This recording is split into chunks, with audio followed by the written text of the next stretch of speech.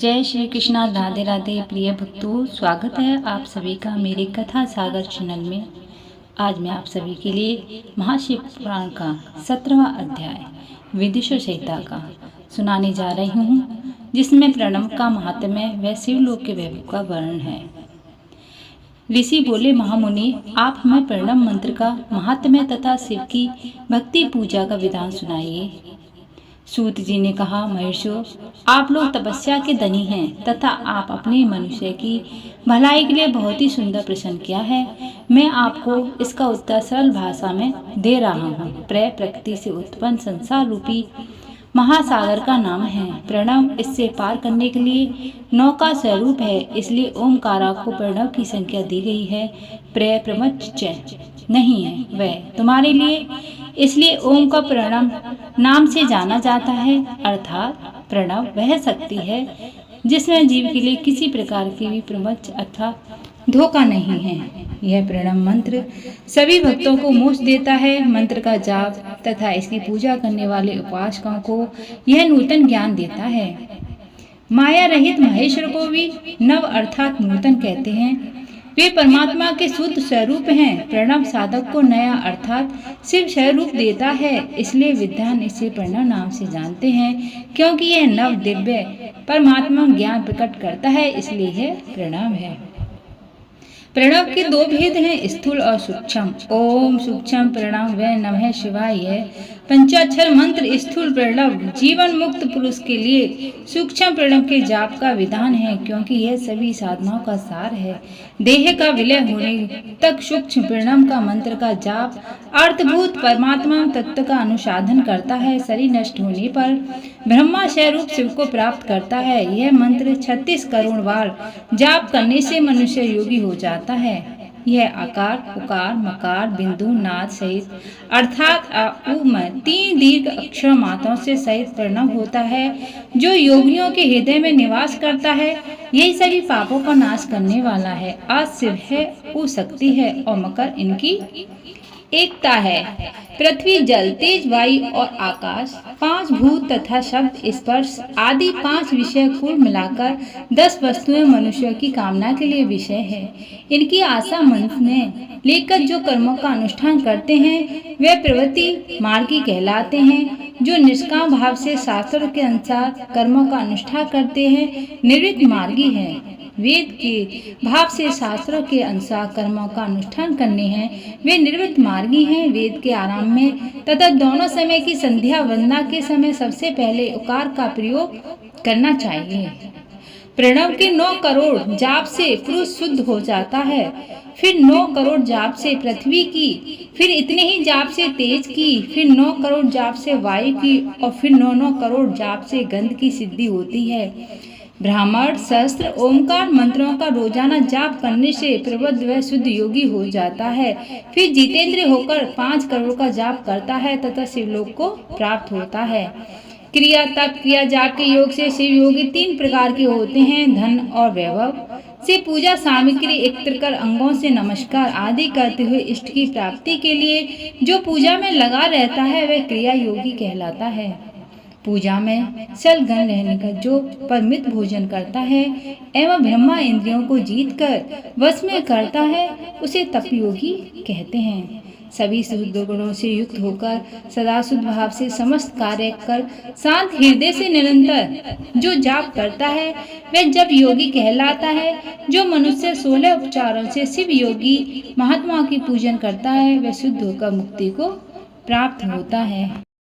जप योग का वर्णन ऋषियों ने, अब मैं तुमसे जप योग का वर्णन करता हूँ। सर्वप्रथम मनुष्य को अपने मन को शुद्ध कर पंचाक्षर मंत्र नमः शिवाय का जाप करना चाहिए। यह मंत्र संपूर्ण सिद्धियों को प्रदान करता है।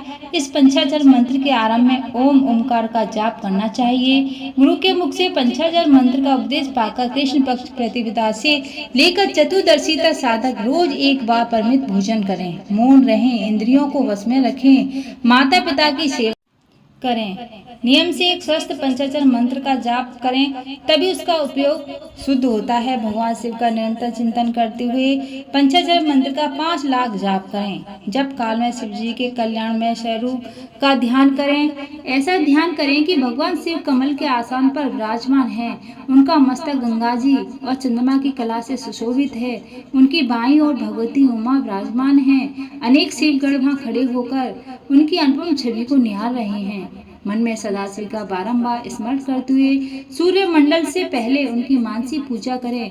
पूर्व की ओर मुख करके पंचाक्षर मंत्र का जाप करें। उन दिनों साधक शुद्ध कर्म करे तथा अशुद्ध कर्मों से बचा रहे। जाप की समाप्ति के कृष्ण पक्ष की चतुर्दशी को शुद्ध होकर शुद्ध हृदय से 12 शस्त्र जाप करें। इसके पश्चात ईशान, तत्पुरुष, अघोर, वामदेव, सख्योजात के प्रतीक स्वरूप 5 शिव भक्त ब्राह्मण का वर्ण कर शिव का पूजन विधि पूर्वक होम प्रवाह करें। विधि विधान से भूमि को शुद्ध कर वेदी पर अग्नि प्रज्वलित करें। गाय के घी से 1100 अथवा 1000 आहुतियां स्वयं दें या 108 आहुतियां ब्राह्मण से दिलाएं।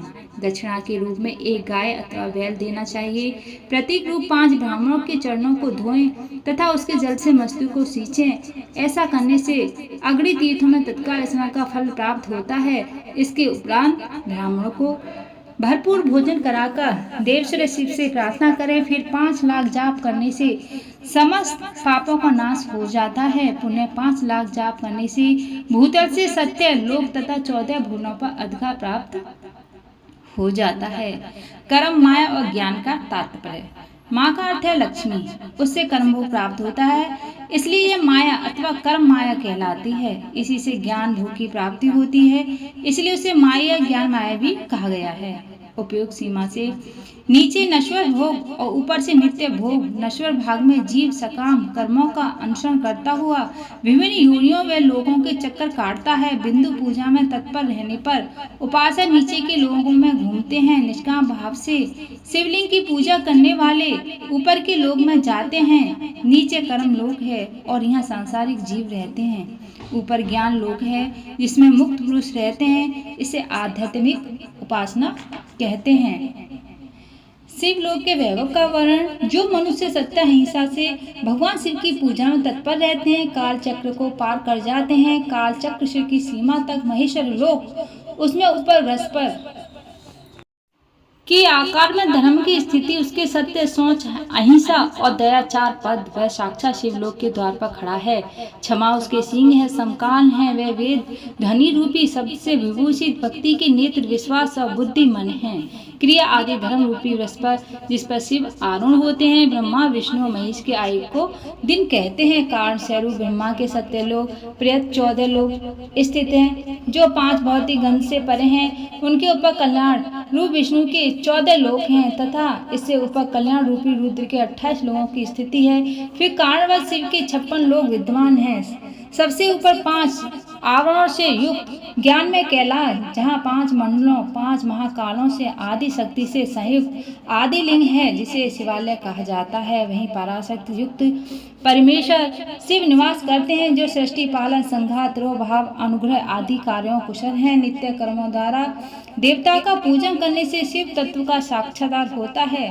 जिन पर शिव की कृपा दृष्टि पड़ी हो चुकी है, वे सब मुक्त हो जाती है। अपनी आत्मा में आनंद का अनुभव करना ही मुक्ति का साधन है। जो पुरुष क्रिया, तप, जाप, ज्ञान, ध्यान रूपी धर्मों से शिव का साक्षात्कार करके मोक्ष को प्राप्त कर लेता है, उससे अज्ञान को भगवान शिव दूर करते हैं।